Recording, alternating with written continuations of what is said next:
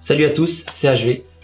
J'espère que vous allez bien. En tout cas, moi, ça va super parce que j'ai vu que la chaîne commençait à avoir de plus en plus de monde. Ça me fait énormément plaisir. On a commencé à vraiment un tout petit chiffre quand les gens commencent à arriver sur cette chaîne. Et là, maintenant, on a dépassé les 1000. Et moi, je trouve ça cool. J'espère que ça va continuer sur cette lancée. Ce que je voulais vous partager, c'est un nouveau concept, un tout nouveau concept que je viens de créer. Il s'appellera Secret de film. Je vais tout simplement vous parler des anecdotes croustillantes qu'on n'a pas toujours connaissance quand on voit le film au cinéma, vous voyez. Et ça, j'aimerais les partager avec vous parce que vous savez, le cinéma, c'est vraiment quelque chose de fou, de dingue, et il se passe plein de choses. Et parfois, il y a des choses un peu incongrues qui se passent. Donc on commence tout de suite avec aujourd'hui la trilogie de Batman réalisée par Christopher Nolan.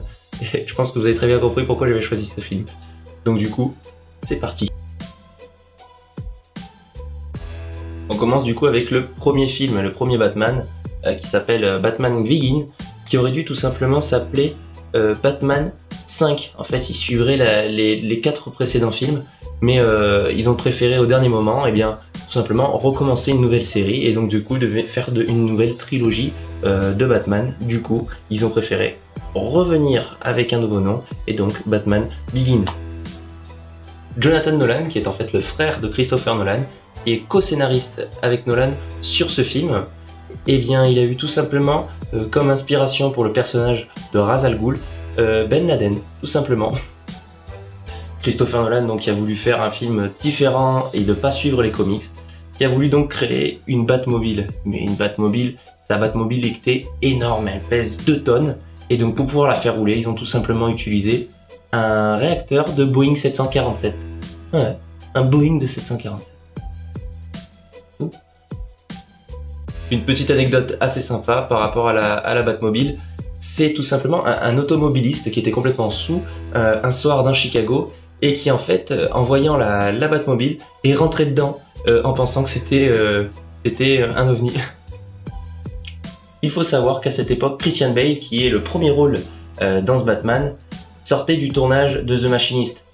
Et dans ce film, il pesait 55 kg. Il avait dû avoir une transformation assez impressionnante, côte apparente. C'est pour vous dire, voyez par vous-même. Et du coup, pour le Batman, il a dû prendre 45 kg de muscles en 4 mois. Qui est quand même pas mal. D'ailleurs, sur le plateau, il s'était fait surnommer Fatman. Parce qu'il avait, peut-être trop mangé. Du coup, il avait dépassé un petit peu. Une anecdote qui devrait faire plaisir aux fans de Game of Thrones. Dans le premier Batman, il y a une attaque chimique et il y a un petit garçon qui est sauvé par une femme. Et ce petit garçon est en fait joué par Jack Gleeson, qui est en fait le personnage principal dans Game of Thrones, le roi Joffrey. On passe à présent sur le film, le numéro 2, The Dark Knight, avec le Joker. Ce film qui est peut-être un des plus beaux films de l'histoire du cinéma, et surtout un des films les mieux réalisés. Il est à savoir que le rôle du Joker était déjà désigné depuis très longtemps. Bon nombre sont ceux qui ont voulu caster pour ce rôle, mais le réalisateur Christopher Nolan avait déjà choisi son acteur bien avant l'écriture du film. C'est pour vous dire à quel point il était sûr du casting. Comme nous avons tous pu le voir, le rôle du Joker est magistralement bien joué par Heath Ledger, et c'est peut-être grâce à ces petites choses qu'il a faites. Il faut savoir que pendant le tournage, c'est lui-même qui faisait son maquillage. Il allait acheter à la droguerie du coin, et aussi il s'enfermait pendant toute la durée du tournage dans sa chambre en écrivant sur un petit carnet toutes les phrases qui auraient pu faire rire le personnage du Joker. Donc vous imaginez que c'était plutôt des choses salaces, comprenant des mines antipersonnelles, des blagues sur le sida, enfin des choses assez glauques quoi.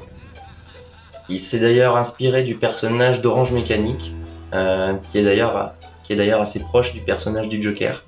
Et en fait, il sera parti dans une psychose qui l'aura malheureusement emmené vers les médicaments et donc l'overdose. L'une des scènes principales du film est l'explosion de l'hôpital dans le deuxième Batman par le Joker. Et en fait, cet hôpital n'est autre qu'une ancienne confiserie de la ville de Chicago.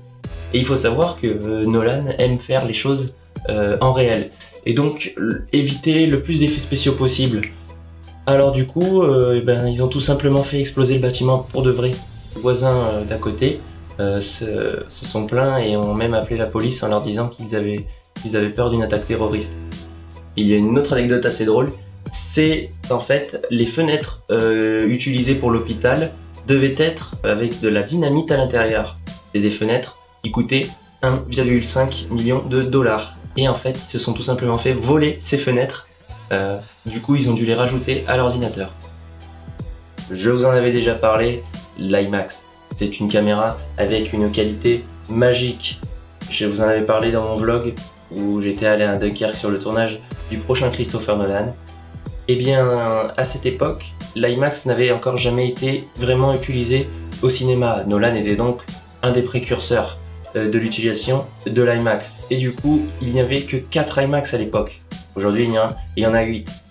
Eh bien, une des IMAX a été cassée sur le tournage durant une scène de poursuite entre un camion SWAT et un semi-remorque. Ça me fait en cœur de savoir ça.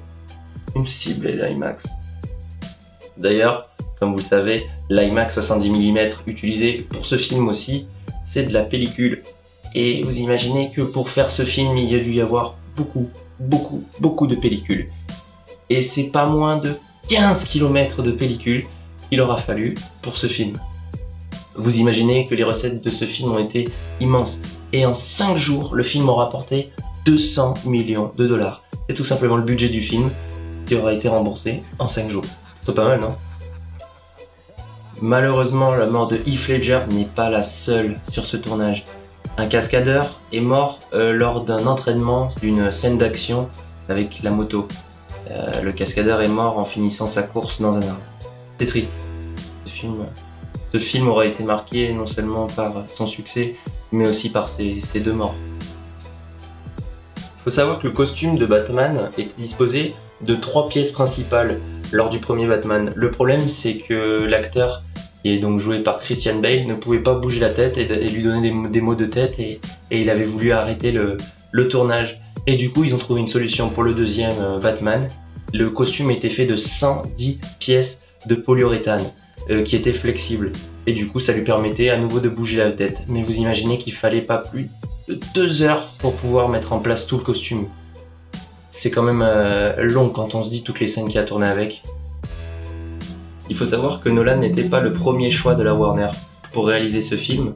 Les premiers choix étaient les 2 frères Wachowski qui ont dû annuler et dire non, tout simplement parce qu'ils étaient en train d'écrire un film, et vous le connaissez, c'est Matrix. Il n'était pas non plus le 2e choix, puisque le 2e choix était Clint Eastwood. D'ailleurs, le film aurait dû être complètement différent. Ils voulaient un Batman un peu plus vieux, et du coup, ils auraient choisi Clint Eastwood. Je sais pas si vous pensez comme moi, mais je pense que c'est beaucoup mieux comme ça a été fait.